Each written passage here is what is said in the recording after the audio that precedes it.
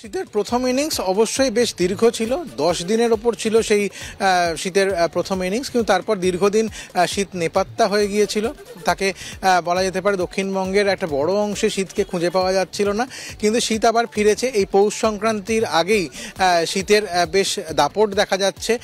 আমরা দেখছি যে গোটা উত্তর ভারত জুড়ে একটা শীতল দিন চলছে এবং শীতের একটা প্রকোপ, সেটাকে শৈত্যপ্রবাহ বলে, সেই শৈত্যপ্রবাহ চলছে গোটা উত্তর ভারত এই মুহূর্তে শৈত্যপ্রবাহের কবলে।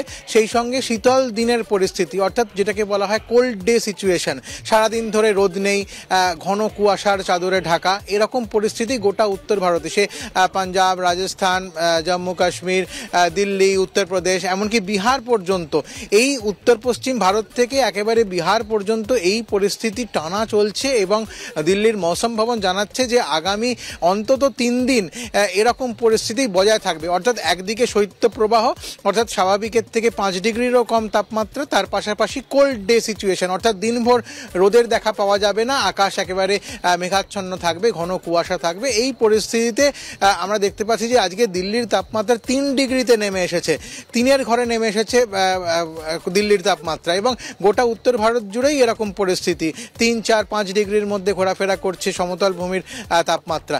এই রকম পরিস্থিতি অন্তত আগামী 3 দিন চলবে, যেরকম বললাম।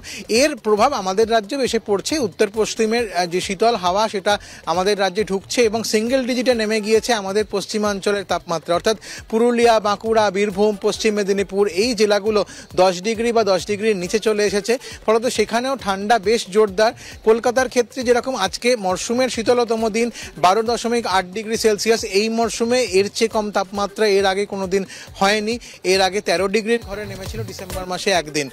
এর বাইরে যেটা তুমি জিজ্ঞেস করছিলে যে কতদিন থাকবে এই ঠান্ডা, শীতের প্রথম স্পেল অনেক বড় হলেও দ্বিতীয় স্পেল কিন্তু এতটা বড় হবে না।